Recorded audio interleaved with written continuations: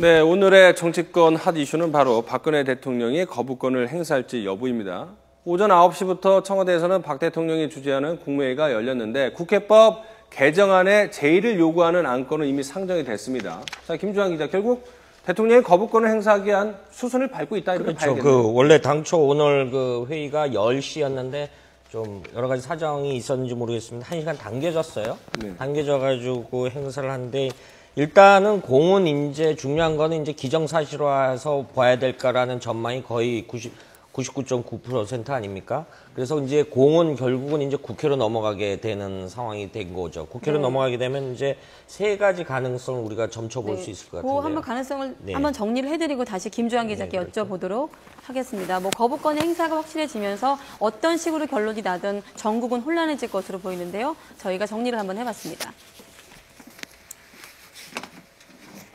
자, 거부권 행사의 경우를 두 가지로 나눠서 지금 보고 있는 거죠. 본회의에 재상정될 경우 이렇게 보는 거고 또 폐기될 경우도 있습니다. 한번 정리를 해보겠습니다. 일단 대통령의 거부권 행사에 대해서 새정치연합은 본회의에 상정해서 재의결 절차를 밟아야 한다는 입장이지만 여당으로선 정치적 부담에 선뜻 응하기 어려운 상황입니다.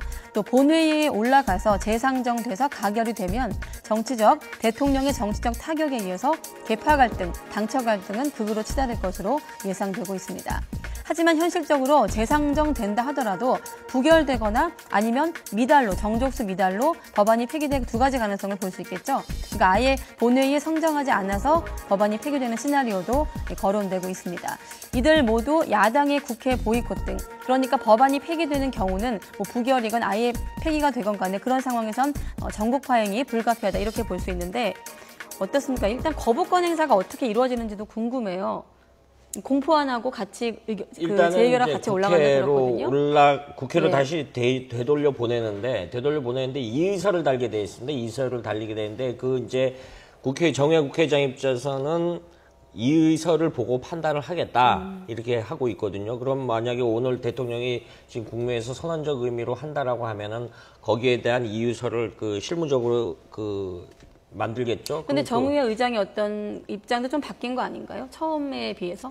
처음에는 사실은 거부권 행사에 매우 부정적인 의견을 표명을 하면서 상정하겠다라고 명확하게 말씀을 하셨는데 얼마 전에는 이의서를 보고 판단하겠다라고 좀 입장을 유보적으로 바꾼 것을 봐서는 무조건 상정하기보다는 그 내용의 타당성을 본 후에 혹시 자동 폐기되는 쪽으로 방향을 전환을 해서 혹시 당청 관계나 이런 악화되는 부분에 대한 고려를 하고 있는 거 아닌가라는 시각이 지배적입니다.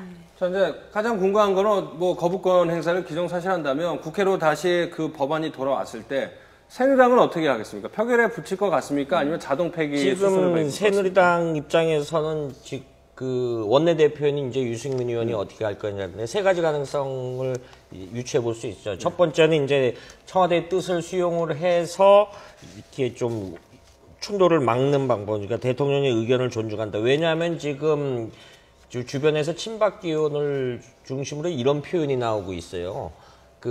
헌법에 위반된다. 그런데 대통령은 헌법을 수호해야 되는 제일 위에 있는 사람이다. 그런데 이런 위헌적인 거를 어떻게 대통령이 통치행위를 할 수 있느냐. 이런 표현을 해서 이게 당 내부에 사실 지금 확산돼가는 과정에 있거든요. 이런 분위기가 좀 변화가 있기 때문에 유승민 원내대표에 있어서는 첫 번째 요구를 수용을 해서 어떤 그 절차를 밟아나간 두 번째 안은 이렇게 거부하는 거죠. 의원총회를 열고 엊그저께 제가 설명을 드렸지만 이걸 가지고 의원총회를 열면 이건 충돌 양상으로 비춰지면 이러면 이게 소위 말해서 최악의 상황이 되는 거죠. 이런 상황은. 왜냐하면 시청자들이 궁금하는 건 그래서 새누리당이 어떻게 할 건지를 좀 궁금해하실 것 같아요. 일단 보고 오후쯤에 판결이 나겠죠. 지금 유승민 원내대표가 거의 말을 안 하고 있고 이런 상황에서 본인이 고민이 이제 왜냐면 원내 사령탑으로서 본인이 고민이 가장 크죠. 일단 유승민 원내대표도 주변 인사들이 말하자면은 이의서를 보고 판단을 하겠다. 그래서 지금 왜냐하면 그런데 이런 수도 있죠. 이렇게 지금 충돌 양상은 세 가지가 될 수 있습니다. 왜냐하면 당정청도 있고 입법부와 행정부 간의 충돌 양상도 있고 여야 간의 충돌 양상도 있고 일단 어제 야당이 선수를 치고 나온 부분이 뭐냐면은 이게 거부권 행사를 넘으면 오늘 메르스 관련 법안은 통과시켜 주지만 단서를 달았죠. 오늘 오후에 본회의가 있죠. 있지만 나머지는 못 해주겠다 이렇게 해서 저 여당을 압박하는 형국이 되고 있는 상황이기 때문에 오늘이 굉장히 좀 정부 이 변곡점에 있어서 전환하는 데 있어서 굉장히 중요한 하루가 될 것 같습니다.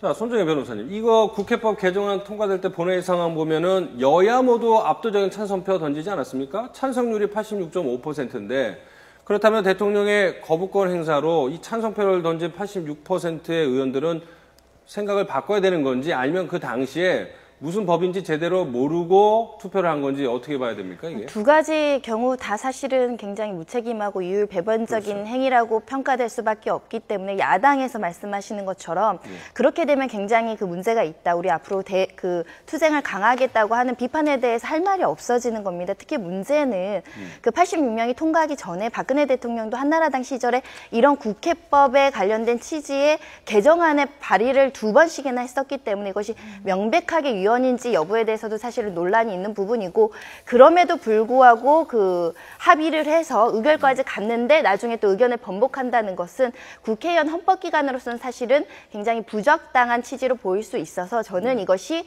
그 부결이든 가결이든 가지 않을 것이다. 자동 폐기되는 수순으로 새누리당이 입장을 정할 것이고 그 이면에는 대화 관계는 일시적으로 포기를 하더라도 당청 관계는 지금 우리가 잡아야 되는 거 아니냐라고 생각해서 자동 폐기되는 수순으로 자신들의 모순적인 어떤 표결도 방지할 수 있고 당청 관계도 살릴 수 있는 방안으로 방향을 잡지 않을까 그런 생각이 듭니다. 이제 손정혜 변호사님이 이제 전망을 하신 거는 그 대야관계의 난맥상은 잠시 좀 받아들이더라도 조만간 당청 관계의 안정을 위해서는 자동 폐기 수순을 밟지 않을까 뭐 이런 생각을 하시는 것 같은데 김주환 기자에게 한번 여쭤보도록 하겠습니다. 그렇다면 근본적인 질문인데요. 박근혜 대통령이 이 법안을 받아들여서 통과가 된 부분을 받아들이면 어떤 문제점을 지금 뭐 위헌성 시비가 있다고 하지만 정부 입장에서 어떤 어려움이 있기 때문에 이 거부권을 지금 최초의 정부적인 굉장히 좀 그 보수적으로 확대 생각할 수 있죠. 우려고 일선공문 지금 국회의원들이 요구하는 게 이제 우선 국회를 이제 두 가지 차원에서 접근할 수 있으면요. 국회가 열리면은 행정부처 과장들까지 다 오라고 합니다. 이건 국회의원들이 재량을 해가야 되거든요. 일부 국회의원들은 자료를 정말 산더미처럼 요구를 합니다. 일일이 사실 그거 다 안 읽어보거든요. 그러니까 이런 부분을 행정부 입장에서는 우려를 하는 거죠. 그러면은 국회 보고서 만들다가 다른 행정 업무를 못 보는 실제 과거엔 그런 사례가 굉장히 많아서 어떤 의원 같은 경우는 1톤씩 요구한 적도 있었어요. 그 전자 USB를 가져가도 프린트 갖고 와라 이렇게 골탕 먹이는 의원도 사실 있었거든요. 이런 부분을 좀 보수적으로 생각을 해서 우려를 하죠. 행정부 손 변호사님, 입장에서는. 그런 면도 있을 것 같아요. 이 정부의 시행령을 국회에서 여야는 이제 협상을 많이 하다 보니까 협상 과정에서 야당의 요구를 많이 받아들여서 정부의 어떤 기본 방침이나 정책이 흔들릴 수 있다. 뭐 이런 부분도 좀 걱정하는 것 같아요. 근데 그 걱정이 사실 기호에 불과한 것이요. 결국 입법은 국회에서 만듭니다. 그 입법의 기초에서 행정 입법이 만들어지는 시행령 같은 건 입법의 기초에서 모법이라고 하죠. 만들어지기 때문에 모법의 기본 취지에 어긋나서는 안 됩니다. 그것은 바로 위헌적인 그렇죠. 법률로 폐기될 수 있기 때문에 지금 국회에서 주장하는 것은 이렇게 모법에 위반되는 시행령이 제정이 되면 국회에서 이것을 수정하는 것을 요구 또는 요청할 수 있다라고 국회법을 개정한다는 거기 때문에 지금 정부에서 걱정하는 것처럼 이렇게 국회가 시시건건이 행정부의 입법에 대해서 관여를 하게 되면 국정이 마비된다라는 점은 사실은 굉장히 기우에 불과하고 일어나지 않을 가능성이 매우 높은 부분인데 말하자면 저는 이게 위헌성 논란보다는 지금 유승민 원내대표에 대한 어떤 불신임 성격이 굉장히 강한 것으로 사실은 이것을 정치적인 카드로 행사하고 있을 뿐이지 왜냐하면 아까 말씀드린 것처럼 이 국회법 개정안은 이미 한나라당 시절에 한나라당에서 여러 번 국회법 개정안이 나왔었고 박근혜 대통령이 여러 번 사인을 했다는 점에서도 명백히 위헌이라고 보기 어려운 카드입니다. 그럼에도 불구하고 헌법 수호자라는 어떤 정치적인 그 표현으로서 지금 이것을 강행한다는 것은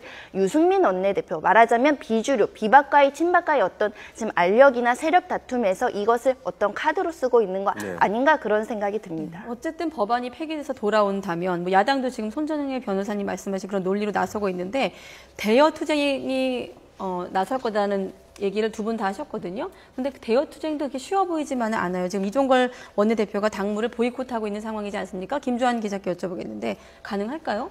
일단은 그 어젯밤까지의 고민은 뭐냐면은 그 대여 투쟁을 좀 포괄적으로 청와대를 공격할 것이냐, 여당을 공격할 것이냐 이런 것보다도 이 여당 내부에 어떤 특정인을 타겟을 삼아가지고 정치적 책임을 묻는 이런 제스처를 많이 취할 개연성이 크죠. 정치적 제스처라는 거는 결국은 정치는 말로 하는 행위이기 때문에 대변인들이 계속 선언적 의미로 공세적인 입장을 표할 수 있는 거죠. 그리고 앞서 말씀드린 메르스 관련이나 단장 민생 관련 법안에서는 협조 안 해주는 거. 지금 앞서 보셨듯이 시나리오 중에서도 야당이 참석을 하면은 부결되면 이 부분 또한 그 청와대에 좀 타격이 갈 수 있는 부분도 없지 않아 있거든요. 이런 네. 부분은 여러 가지 이제 단내 원내 전략회의에서 그 시나리오를 짜겠죠. 네. 새정치민주연합이 집안 싸움하기도 바쁜데 여당하고 또 전선을 확대해서 싸움을 제대로 할 수 있을지 이런 부분도 아마 새정치민주연합에서는 고민하는 부분일 겁니다. 오늘 두 분 말씀 고맙습니다.